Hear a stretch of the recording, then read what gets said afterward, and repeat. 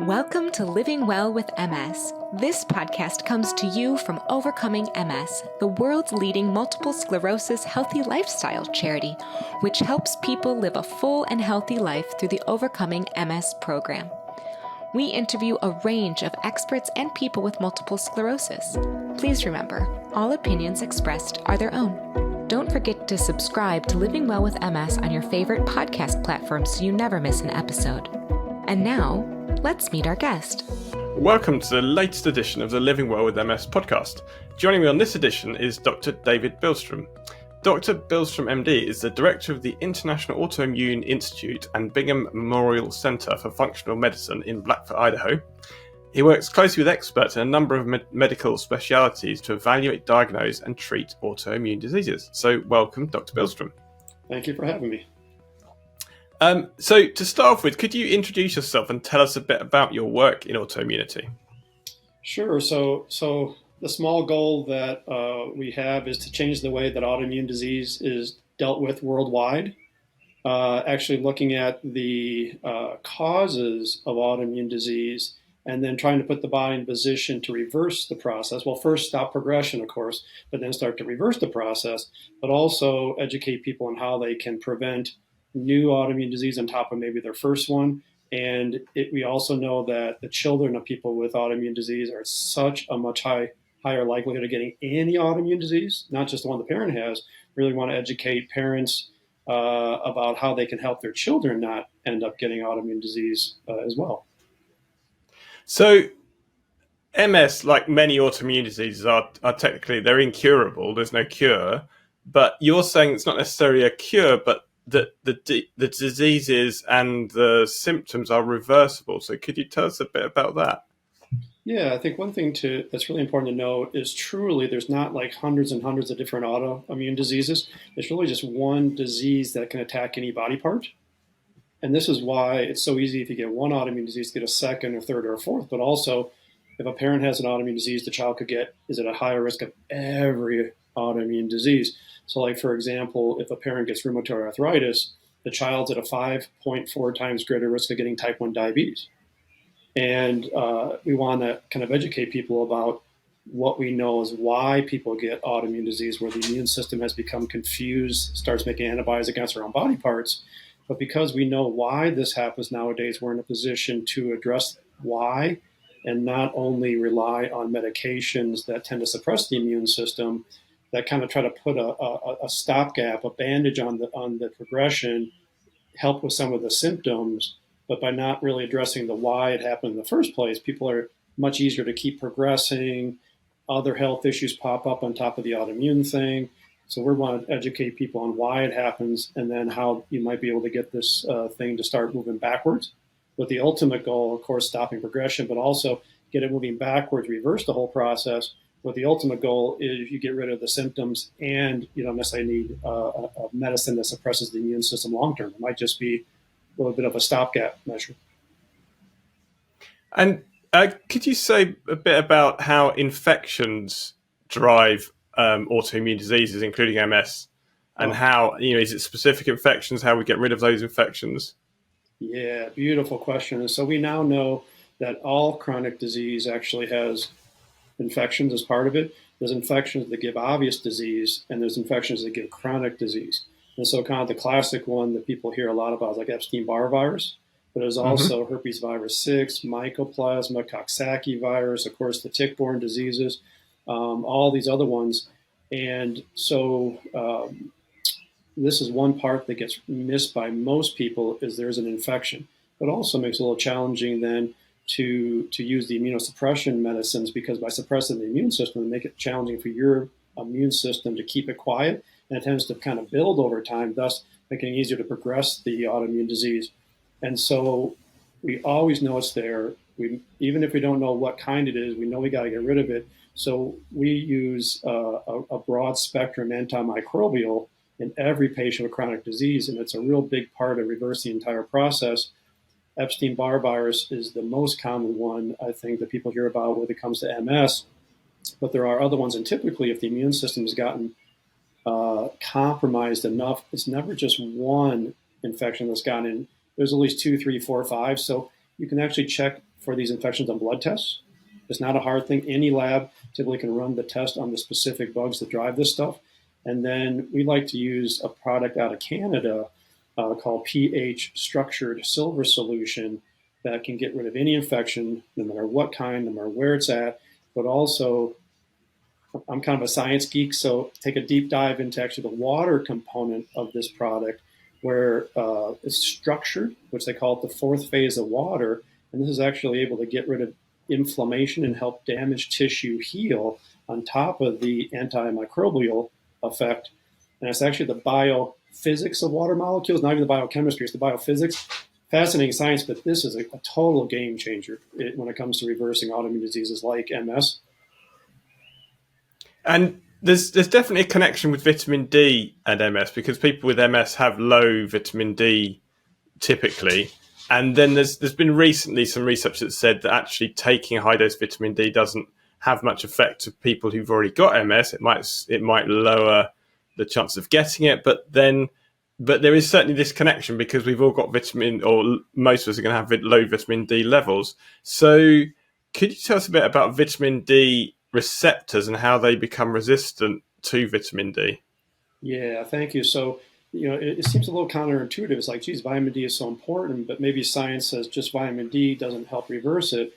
That seems a little counterintuitive, especially when you think there's studies out there that say, well, if a woman's vitamin D is above 50 during pregnancy, she's going to decrease the risk of her child ever getting MS by 50%.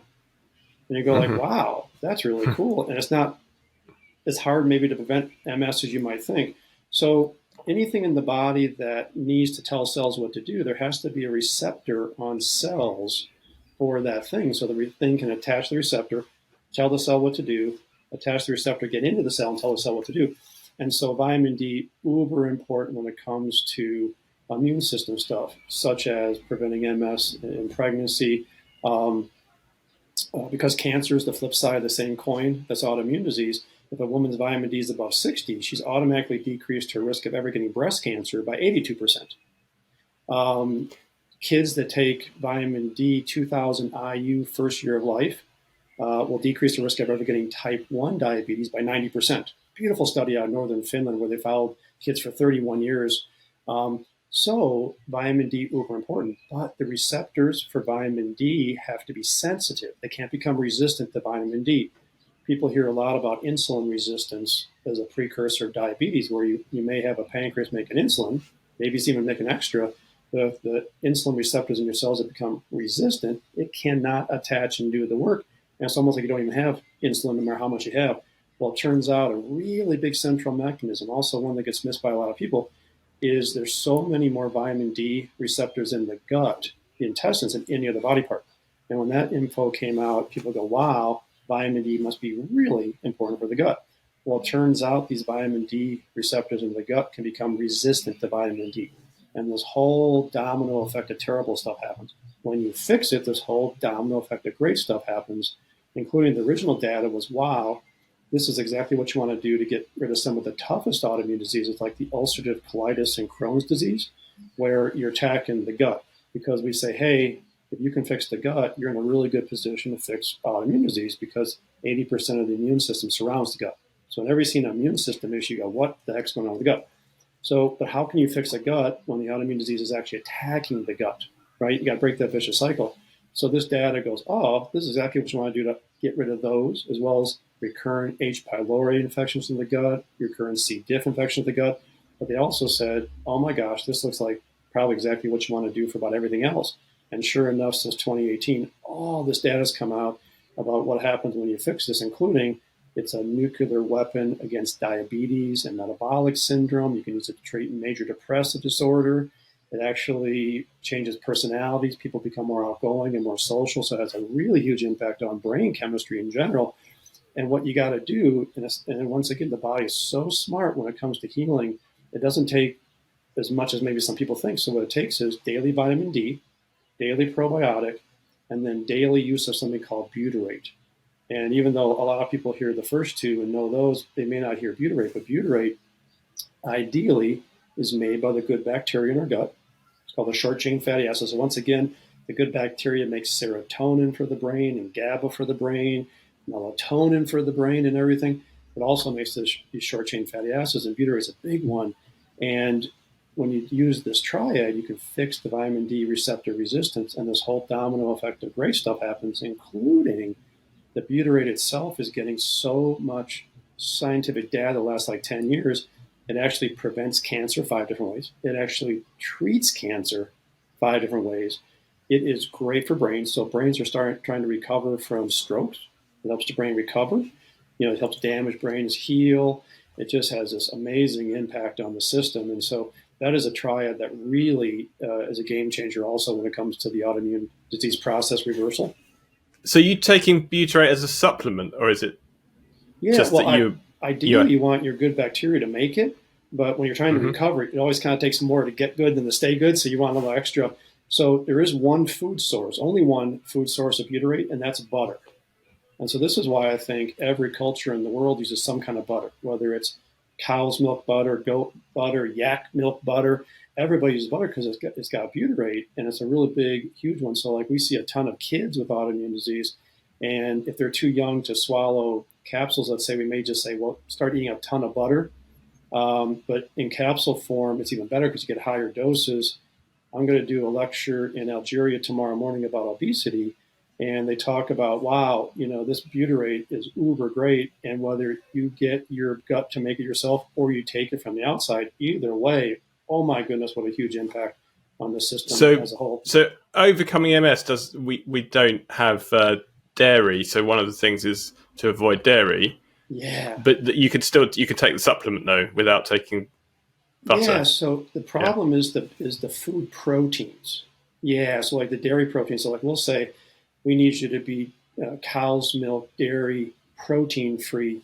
Butter's okay because it's 99.99% fat, not protein. Now, every once in a while, there's somebody who's so darn sensitive to dairy proteins that they can't even tolerate butter. But then when you do this butyrate, you're just isolating the butyrate. You don't even have to worry about the proteins. And is this connected with leaky gut as well, when you were talking about the gut being so important? Absolutely. And this is one thing that makes the brain the weak spot. So when you're talking about why somebody gets an autoimmune disease that attacks a certain body part, you always want to kind of ask, so why is that my weak spot? Why my brain, not my joints, not my gut, whatever. So a leaky gut leads to a leaky brain. And so a leaky gut drives food sensitivities, but also leaky gut allows the toxins that are inside the gut to leak into the bloodstream, including a really bad one called LPS, lipopolysaccharides.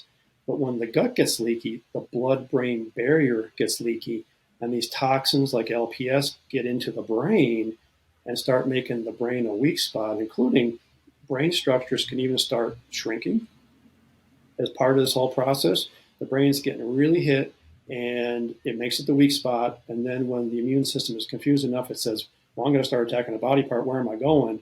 Well, let's go look for where the infections are. Let's go look for the weak spots, including there's toxins and infections in the brain, and that then makes that brain the spot that gets attacked.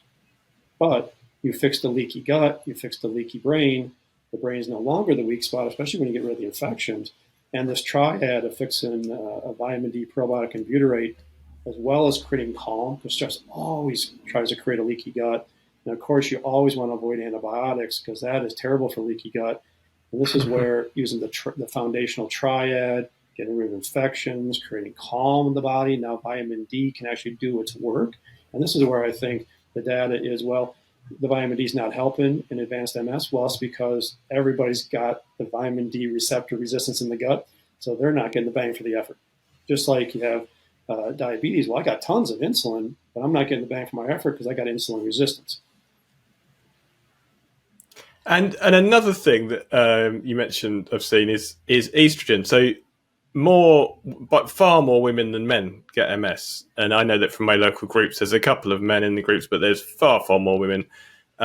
So is that an estrogen effect on MS? Because there's also a pregnancy effect as well, that people, when they're pregnant, have that affects whether you have relapses. So there's certainly something going on, but is there an estrogen effect on autoimmune diseases? Yeah.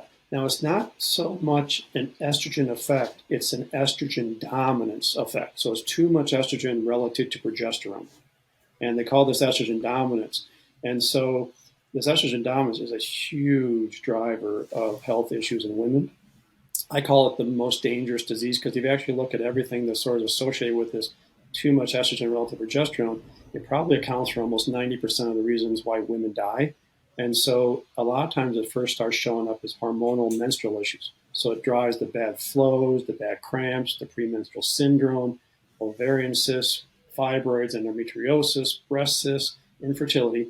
But because estrogen revs and progesterone calms, it also drives excessive worry, anxiety, panic attacks, sleep issues, insomnia. So you look at this, you're like, oh my goodness, this is like so much of chronic health issues in women. Now, unfortunately, when it comes to all these hormonal menstrual things, usually the thing that women are offered is, I'm going to give you birth control pills, oral birth control pills, but they're estrogen based. So now you're making the estrogen dominance even worse and really driving you the way you want to go. So this is where this estrogen dominance is such a huge disruptor of the immune system. And so the immune system is an excellent example of how the body loves balance. You never want to be too high, too low, blood pressure, blood sugar. There's always a sweet spot in the middle. Well, the immune system has this beautiful set point right in the middle. But when you lose the set point in the middle, and the estrogen dominance is a huge driver of this, people's immune system issues go up and down at the same time. So the overactive immune system issues are all the autoimmune diseases, including allergies, asthma, eczema.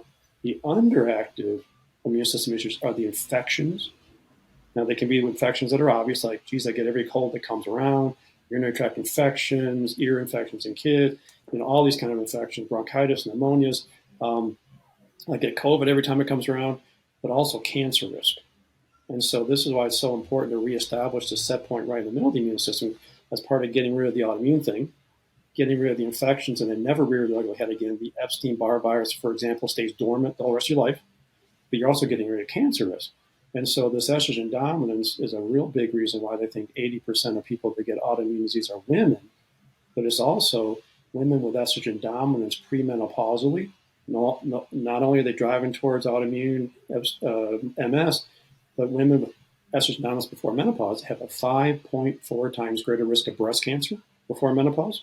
Not just twice the risk or 3 times, a 5.4, but also a 10 times greater risk of malignant cancers, the ones that metastasize, their whole life. So this is uber important at identifying what the hormonal menstrual rev without calm stuff is early before it gets to MS. But it's a huge one as far as reversing MS. And you can really see the power of this reversal, like you mentioned, in women during pregnancy. Because to maintain pregnancy, women have to make extra progesterone. So one thing that obstetricians might do for women that can't maintain pregnancies is start giving them progesterone, kick up their progesterone level so they can maintain a pregnancy. Well, the body's supposed to do that all by itself, but when you kick up progesterone production during pregnancy, you're fixing this estrogen dominance. And this is where women, one of the reasons why women can totally reverse their MS during a pregnancy. And you go, wow, that MS actually can be reversed. I can see it during pregnancy. Well, after the delivery, the hormones tend to go back to where they were originally. And if they weren't in such a great place originally, and you go back there, you go, crud, here comes that MS again. But you kind of look at that and you go, well, geez, the body can get rid of it during a pregnancy. Kind of seems like it should be able to have a decent shot at getting rid of it when you address these other things outside of pregnancy. And so you've talked about some things with childhood that you can drastically reduce, and this is something, one of the pillars of overcoming MS actually, is that you can reduce the risks on your children through things like supplementing, and as you were saying, you can drastically reduce a lot of their autoimmune risks through supplementing and checking that the levels are correct for your children. But also, there's something maybe that is it probably impossible to affect, which is adverse childhood events. How does that affect? And it's quite common, actually, people find this with MS, that there is an adverse event which precedes their diagnosis. Absolutely. So how does that have an effect? Yeah, and so my wife is actually a psychotherapist, and she's an expert on adverse childhood events. And every lecture that we do, whether it's reversing diabetes, obesity, autoimmune disease, you name it, there's adverse childhood events like to drive these terrible chronic health issues. And so the adverse childhood events are things like divorce, separation, substance abuse within the household, incarceration, a parent gets thrown in jail, verbal abuse, sexual abuse, traumas of all kinds, and they tend to like to drive chronic health issues, including autoimmune disease. And the more of these that happen before the age of 19, the more likely are to get these chronic health issues. Now, in a perfect world, we need to understand that these events drive chronic disease, and you want to actually address them, such as with seeing counselors and stress management, ideally before age 19. Because the real big central mechanism when we're really talking about any chronic health issue is epigenetics.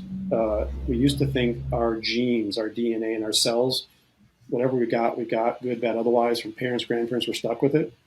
Parent has MS, well, I wish I could do something to change the genes my child has. Well, actually, it turns out it's not what genes you have, it's which ones get turned on and turned off. So it's epigenetics, the things that influence gene expression. So there's a lot of bad genes, every cell in our body like to drive chronic disease. We got to turn those guys off. There's a lot of good genes that drive health. We got to turn those guys on. When people aren't feeling good, they get flipped the wrong way.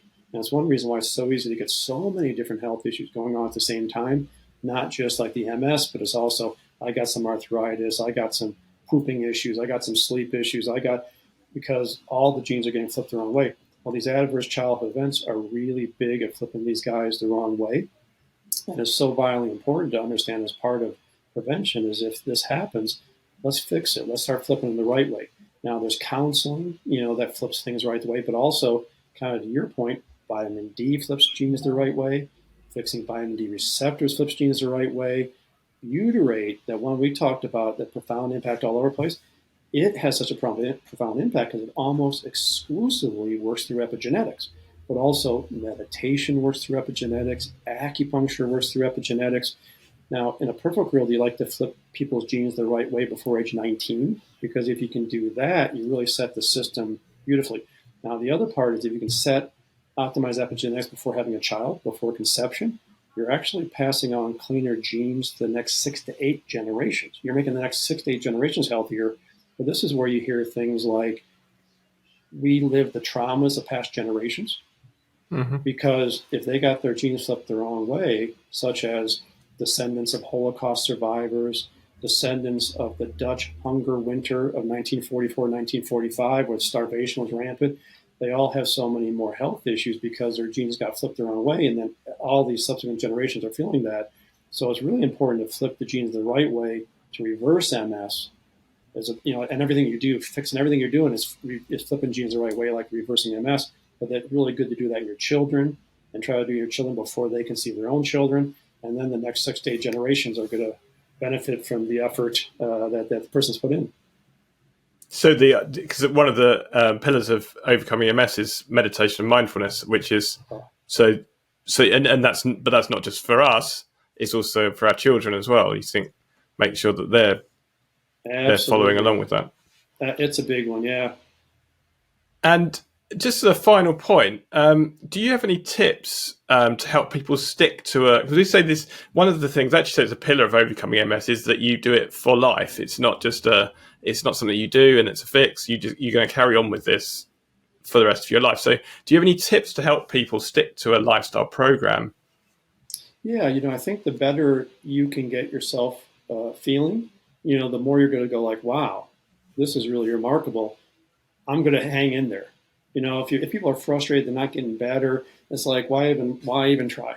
But if you get really some great reversal and you feel so much better, like, wow, this really does help. And it's always good to make it easier to maintain those changes, I think, and with the lifestyle stuff. So I think if people want, we have a free online email course that takes a deep dive once a week for 7 weeks about all these different things that we're kind of getting at here. It's called medicalbilldetox.com. And so the first week is a deep dive into cortisol, stress hormone, creating calm. Second week of these vitamin D receptor resistance issues. The third week is infections. Fourth week is food. And by getting at these real big central mechanisms, oftentimes the one that kind of get missed, you're really in a position to reverse what you got, including, I may be on a medicine that suppresses the immune system and I feel better because of it, but I still don't feel perfect. Well, you're going to even get better and maybe get you in a position where you feel comfortable coming off the medicine and staying good without it. But at least you feel better, and you're also kind of trying to, with these deep dives, is maybe get the upside of the medicine for the MS without any of the downsides, like the increased cancer risk, life-threatening infection risk, new autoimmune risk. And then I think if you get really good, then you're going to go, hey, I'm going to continue to meditate. I'm going to continue to use nature to create calm. I'm going to eat healthy. I'm going to maintain my sleep hygiene. And it just makes it so much easier if you kind of see the benefit of your actions. Mm-hmm. Okay, with that, firstly, I'd like to encourage everyone to have a look at the show notes, because there's links to your website, and so they can get huge amounts more information than we can put onto this podcast. And finally, I just wanted to thank you very much for joining us, Dr. David Bilstrom. Thank you, Jeff, so much. My pleasure. Thank you. Thank you for listening to this episode of Living Well with MS. Please check out this episode's show notes at overcomingms.org/podcast. You'll find useful links and bonus information there. Have questions or ideas to share? Email us at podcast@overcomingms.org, or you can reach out to Jeff on Twitter @JeffAlex. We'd love to hear from you. Thanks again for tuning in, and see you next time for tips on living a full and happy life with MS.